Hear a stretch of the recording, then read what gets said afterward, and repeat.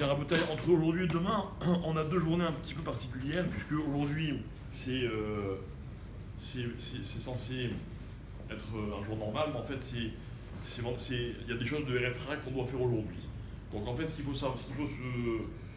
se remémorer, c'est que le jour de Shabbat, on n'a rien droit de faire pour Yom Tov. Donc là, on a Shabbat et Yom Tov derrière. Donc ça veut dire que, par exemple, même quelque chose qui est moutard, qui est autorisé pendant Yom Tov ou pendant Shabbat, je ne peux pas le faire de Shabbat pour Yom Tov. Vous avez compris? Donc par exemple, je n'ai pas le droit de faire la sieste samedi après-midi. Pourquoi? Parce que je vais à la sieste, pourquoi? Pour me reposer. Pour la veiller. Pour tenir la nuit. Non, tous les samedis on fait. Parce que tous les samedis vous faites la fête samedi soir. Ok? Mais je n'ai pas le droit de me reposer Shabbat pour avoir la force de faire la veillée samedi soir. C'est ça. Donc si vous allez faire la sieste samedi après-midi, d'accord? En tout cas, je vais vous dire ce que moi je vais faire. Voilà, il n'y a pas de Shabbat, mais vous faites un bon caveau de Shabbat, vous voyez? Non, mais, alors on a le droit de se reposer Shabbat. On n'a pas le droit. Enfin, pourquoi je précise? Faites attention de ne pas dire par erreur. Ah oui, pour là, il y a la veille ce soir, vous allez me reposer. Soir. D'accord? Ça, c'est un chose. Voilà. J'ai pas le droit de sortir des plats du congélateur pour qu'ils soient décongelés entre Yom Tov. J'ai pas le droit de poser la table. Bon, ça jamais. Mais quelqu'un, d'accord, on a pas le droit de poser la table. Ok? Pour Yom Tov. Rappelez-vous, dans l'autre sens, quand il y a Yom Tov qui précède Shabbat, j'ai le droit de préparer avec un Tafshilin.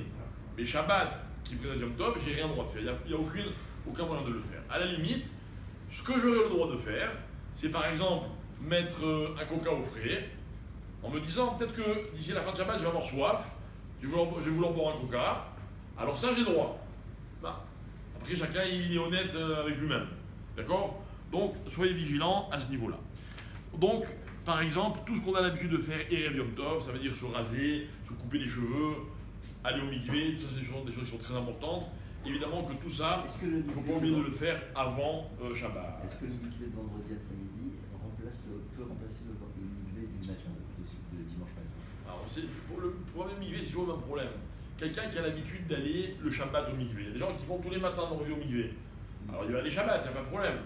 D'accord? Quelqu'un qui n'a pas l'habitude de le faire, parce que voilà, se tremper dans de l'eau chaude, Shabbat et tout, c'est problématique. Alors, il n'a qu'à le faire vendredi. D'accord? Maintenant, il y a des gens qui n'ont pas l'habitude d'aller au mikvé le Shabbat, mais le Dafka, la nuit de Shavuot, ils vont au mikvé. Bref, chacun il fait comme son usage, quoi. Chacun il fait comme il peut. Ok? Alors, question. Est-ce que la piscine peut passer dans le mikvé? Ça dépend si elle est froide ou chaude. C'est le Maïm Chaim. Tout le temps ça tombe. Ah non, c'est pas ça, Maïm Chaim. Maïm Chaim, c'est de l'eau qui vient de la pluie, etc. Ça n'a rien à voir. Mais pour un homme, ça peut passer. Pour un homme, ça peut passer. Pour un homme, quelqu'un qui n'a pas de mikvé, il peut même se verser de l'eau, voilà, plus que 13 litres à la fois. Et quelqu'un qui a, même ça, il ne peut pas faire, il y a des moyens.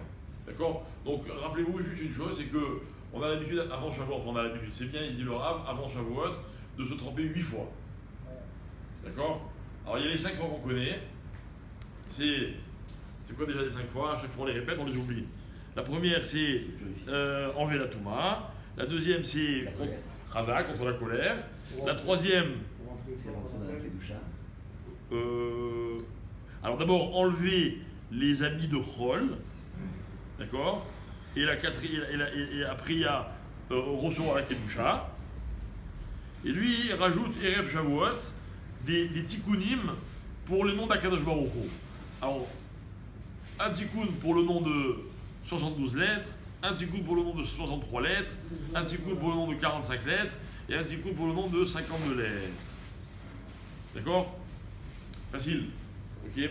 Donc pensez-y au moment de faire votre évidence. Si vous avez peur de ne pas vous en rappeler ou de ne pas tout à fait comprendre, vous vous dites je me trempe pour être Mekayem, la mitzvah que les Khamim ont été Metakem. Mais c'est très important d'aller avant une fête. Ok? Dernière chose aussi qui est très importante, c'est que demain après-midi, on n'a pas le droit de faire une Séouda à partir d'une certaine heure. Ok? Alors c'est quoi l'heure?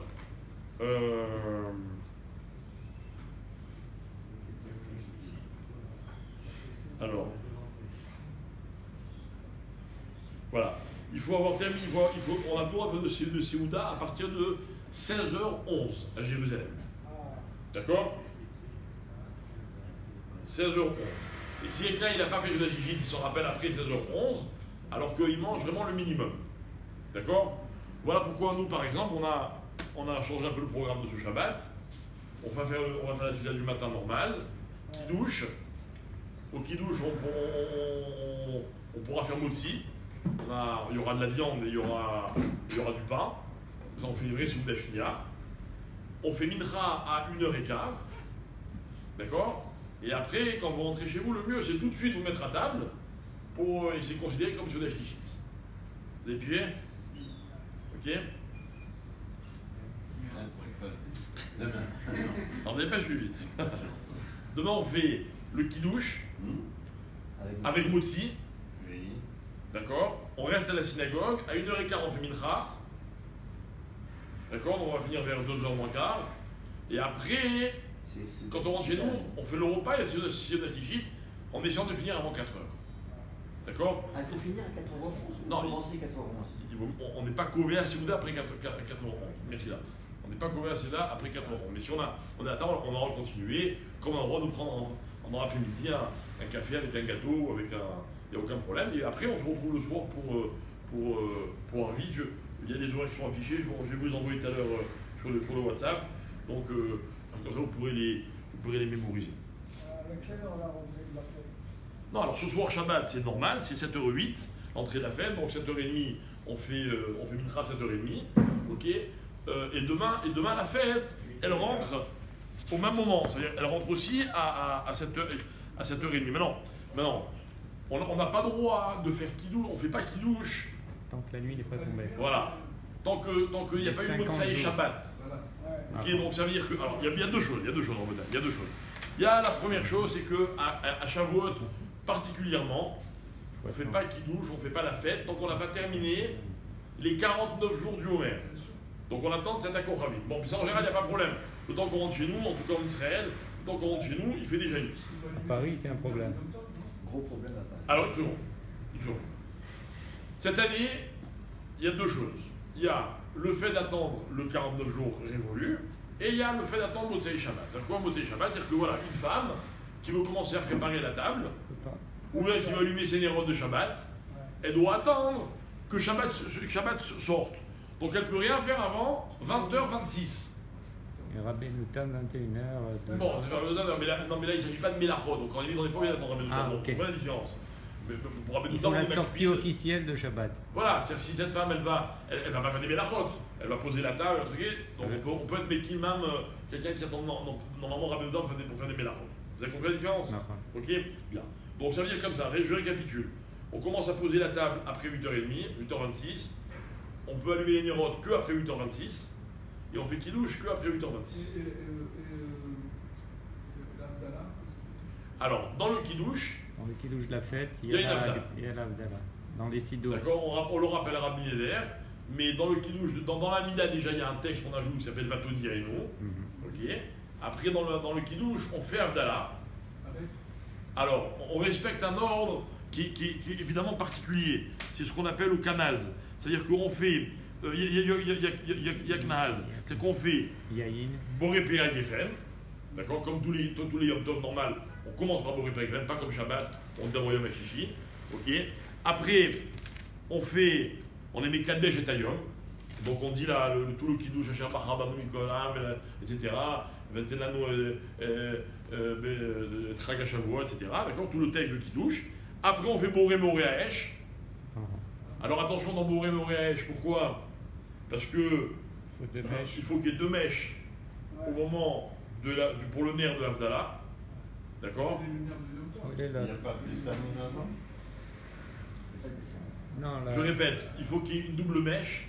Donc ça veut dire que si vous avez une bougie ou une veilleuse, vous pouvez rajouter une allumette au moment de faire la bracha. Sans l'éteindre. Il ne faut pas l'éteindre évidemment, vous pouvez la lâcher après. D'accord? Donc prenez vos précautions. Ok? C'est la femme qui allume d'habitude. Hein? C'est la femme qui allume d'habitude. Ah ouais, c'est sûr. Non, il a raison. C'est la L'heure de Havdalah, c'est la femme qui allume. Ok, il n'y a pas de problème, j'ai pas dit qui fait quoi. D'accord? Je me mêle pas de... c'est Non, vrai qu'il y a- mais vous avez raison. le péché. Non, non, voilà, mais il faut elle faire a- attention. Il faut faire attention. Non, mais Ok. elle allume d'une bougie allumée. Ah, évidemment, on allume d'une bougie allumée. C'est ça que vous m'avez demandé. Oui, d'accord, on allume Bah, une bien bougie qui sûr. est allumée avant Shabbat, évidemment. On pensait à laisser une bougie allumée avant Shabbat. 48 heures. Ok.